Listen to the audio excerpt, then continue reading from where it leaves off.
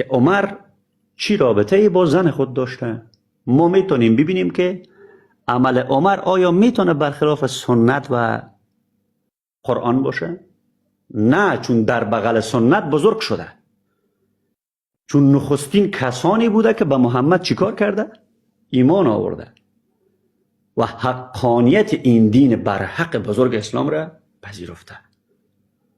پس ما باید چیزی را که به نام سنت صحابه، اهل سنت داره، سنت صحابه دارن، اینا سنت رسول را که بگذار، اینا سنت صحابه هم دارن. ببینیم که سنت صحابه یعنی راه صحابه، مسیر صحابه برای زندگانی و روش صحابه چی بوده. میریم روششون را، چون برنامه در پیرامون زنان هست، برخورد اسلام با زنان، روش عمر ابن خطاب را با زن خودش میبینیم که با زن خود چی رفتار داشته. امیدوار هستم که بار بتونم تا آخر این مطلب را برای دوستان توضیح بدم. عزیزان دل، کتابی را باز کردم به نام کتاب اخبار مدینه النبویه از ابی زید عمر، که این کتاب را در جزء ثالثش دوستان میتونن در صفحه چندم، در صفحه 34 مطلب اینجا آمده از برخورد عمر با زنش. حدثنا موسی ابن اسماعیل قال حدثنا حماد ابن سلمه قال حدثنا ثابت عن الال ابن امیه. اینا راویان روایت هستند. کسانی که دنبال تضعیف حدیث هستند بفرمایید. راویان را که دیدن اسمشون را میتونن این راویان را یادداشت کنن، برن ببینن که این روایت صحیح است یا ضعیف در مورد زن عمر و تمام داستان. خلاص داستان را ما برایتون توضیح بدم. متنش طولانی است به زبان عربی و ما برای دوستان عزیزی که اینجا فارسی زبان هستند کوشش میکنم متن فارسیش را بیان کنم. عزیزان دل، برخورد عمر با خانمش در این روایت در کتاب اخبار مدینه النبویه چنین آمده. میگه ایاز پیش زن عمر رفت، یکی از اقارب زن عمر بود و بین او و زن عمر آشنایی فامیلی داشت.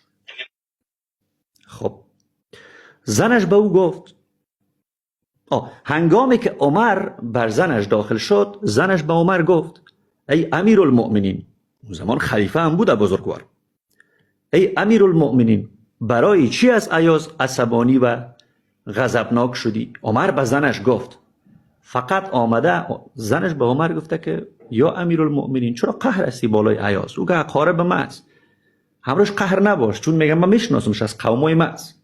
عمر چی میگه؟ برخورد عمر با زنش، ای دشمن خدا. زنش دشمن خدا میشه؟ تو را چی به این شخص؟ میگه تو را چی به این فرد؟ میگه تو کی هستی که در امور بین من و مسلمین دخالت کرده ای؟ تو یک وسیله بازی و سرگرمی، یعنی همان واژه لعبی که میگن لعبته هستی که با تو بازی میشود کرد و سپس رهایت کرد.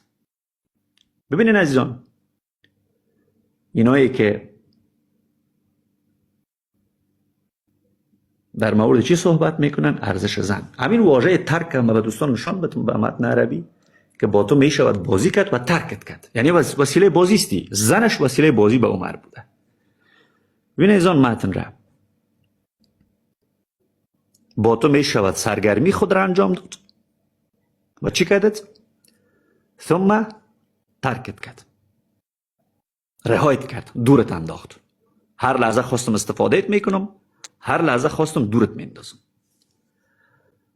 خب وقتی برخورد عمر بن خطاب و برداشت عمر بن خطاب از یک زن که عمر را گویا زاییده، حداقل به احترام مادر خود باید این کار را نمیکرد.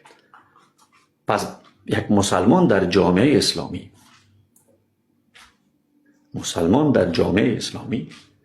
آیا میتونه فراتر از عمر اسلام را بشناسه؟ خوبتر از عمر به اسلام پابند باشه؟ نه خیر. پس ما در میابیم که وقتی عمر میگه زن چیست؟ زن امان هست که بگیریش، امرش بازی کنی سرگرم خودت را بسازی، هر وقت میل داشتی ترکش کنی.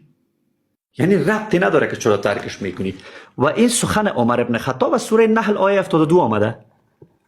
منبع قرآنیش هم آیه نحل است، آیه 72 سوره نحل است. یعنی کدام چیزی از خود نگفته عمر ابن خطاب. میریم به آیه 72 سوره نحل.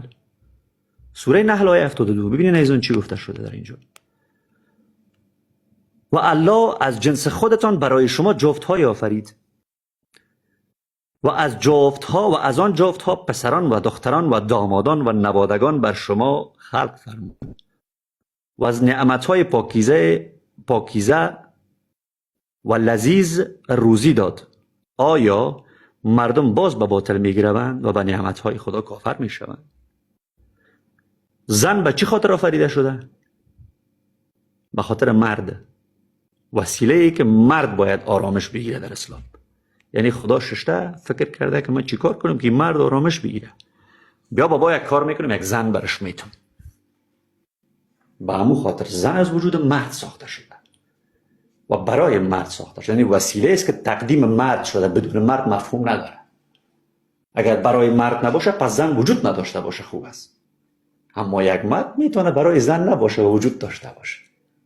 مفهوم کل زن در اسلام از دیدگاه اصحاب محمد، از دیدگاه الله محمد که همان خود محمد بود و از دیدگاه خود محمد، همین است که زن برای مرد و در خدمت مرد و برای سرگرمی و